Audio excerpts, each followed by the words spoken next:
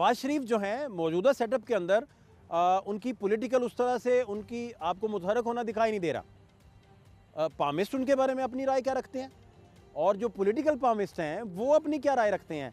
ख़ास तौर पर कुछ लोगों का ये दावा है कि नवाज शरीफ के हाथ पर भी 2 राजा योग पाए जाते हैं।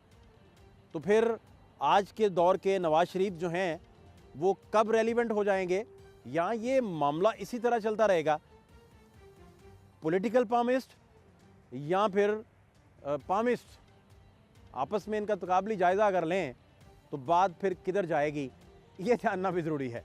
नवाज शरीफ का हाथ और उसकी भी रीडिंग आप मियाँ साहब के हाथ पर भी डबल राजा योग पाया जाता है। उनके 6 उभार नुमायाँ हैं और उनके मोट ऑफ जुपिटर और ब्रेन लाइन पर ट्राइंगल बड़ा ज़बरदस्त बनता है और इसके अलावा अंगूठा बड़ा ज़बरदस्त है। और मुझे अच्छी तरह से याद है कि जब डिसीजन मेकिंग की अलामत है अंगूठे का, बहुत अच्छा अच्छी तरह से याद है कि 1988 में जब मैंने फ़र्स्ट टाइम यूँ करके मियाँ साहब से हाथ मिलाया तो उनका हाथ भारी भरकम और अंगूठा ज़बरदस्त तरीके का जिस तरह से अपनी गिरफ्त में लेता है, इस किस्म की मोमेंट का उनके हाथ पर अंगूठा पाया जाता है, जो किसी भी शख्स के बाय बर्थ लीडर होने का पता देता है। अब ये और बात है कि उनका चेहरा जो है वो कोई भी चीज़ अंदर नहीं छुपा सकता। थोड़े से अंदर गमगीन हो तो चेहरा भी गमगीन होता है, अंदर से खुश हो तो चेहरा भी खुश नज़र आता है।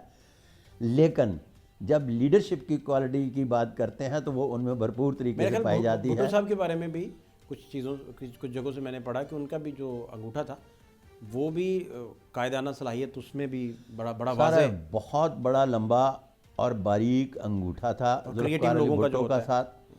और उनमें सबसे बड़ी क्वालिटी उस अंगूठे में थी कि वो लोहे की तरह सख्त, जिनके बारे में कहा जाता है कि आप टूट तो सकते हैं, झुक नहीं सकते। तो इमरान खान साहब के अगर थंब आपको याद है? थंब याद क्या, मेरे पास है, प्रिंट पड़ा हुआ है। खान साहब के हाथ पर भी अंगूठा मजबूत है, लेकिन उसके साथ हार्ट लाइन जो है वो मन मौजी बच्चे की है कि 99 पर जाकर यू टर्न ले ले तो ले ले।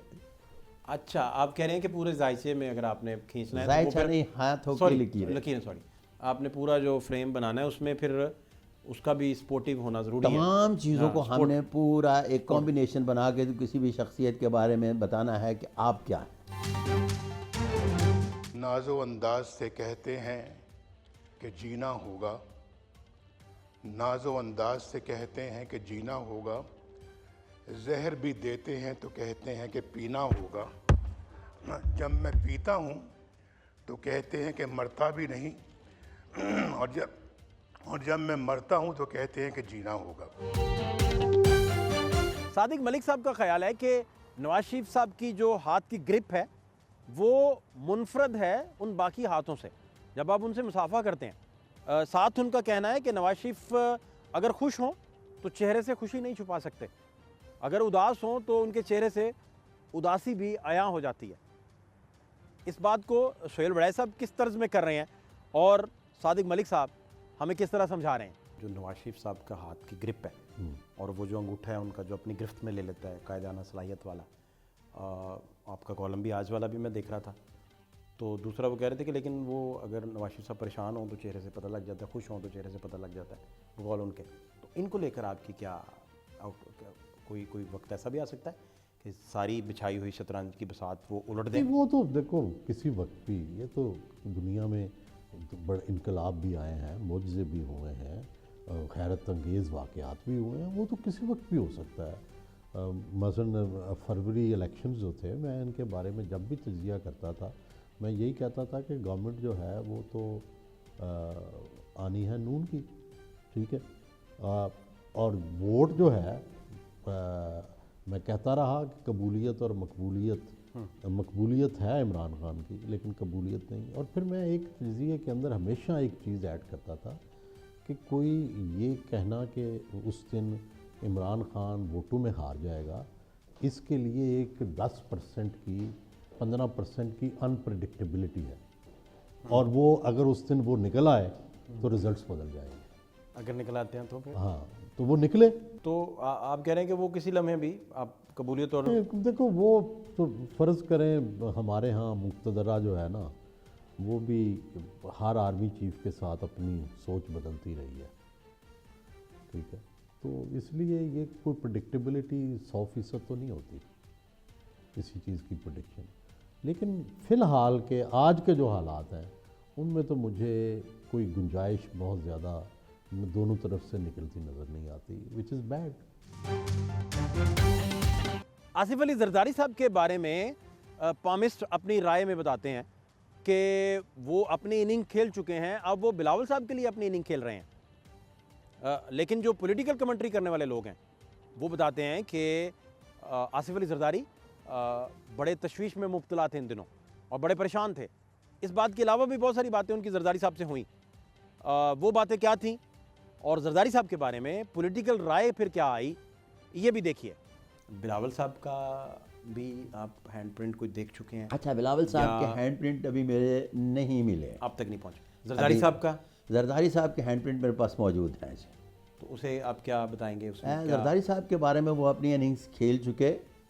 उसमें माई मिस्टेक ये है कि मैं ये समझ रहा था 18वीं तरमीम से पहले की बात है।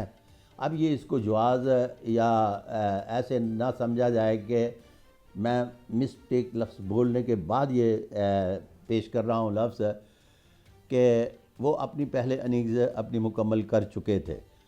अब वो जो इनिंग्स खेल रहे हैं वो बिलावल जरदारी भुट्टो साहब के लिए खेल रहे हैं, अपने लिए नहीं।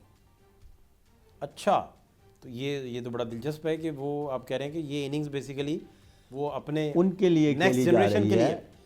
और उनके लिए जब लफ्ज़ इस्तेमाल करेंगे तो उनके उम्र के आखिरी हिस्से में 5 पैरे जो हैं मुकम्मल हो चुके मेरे। छठा पैरा ये है कि जो ज़रा थोड़ा सा सख्त है औलाद और माल के हवाले से, कि बहुत सारी चीज़ें थोड़ी सी मुश्किल पैदा करेंगी। वल्लाह आलम बिस्वाब। सलवाडा कह रहे हैं कि ये ब्रांड एक्सपायर हो गया तो नए ब्रांडिंग बिलावल साहब की हो रही है, तो आप लोग ऑन बोर्ड होंगे फिर? दो तरह की मखलूक आप बना नहीं सकते। एक किसी शायर या आर्टिस्ट को तख्लीक नहीं कर सकते और एक लीडर नहीं बन सकता। होता है आपने लीडर बनाया, लीडर अगर आपकी कंपनी ने बनाया, लीडर लंबी बहस हो जाएगी। ये हारे हुए घोड़े पे कोई बैठ नहीं करता। बिलावल एक बड़े ख़ानदान में पैदा होने वाले नौजवान हैं, मेरी नेक तमन्नाएं उनके साथ हैं, लेकिन लीडर बनने के लिए आग और खून के समंदर से निकल के जाना पड़ता है। अब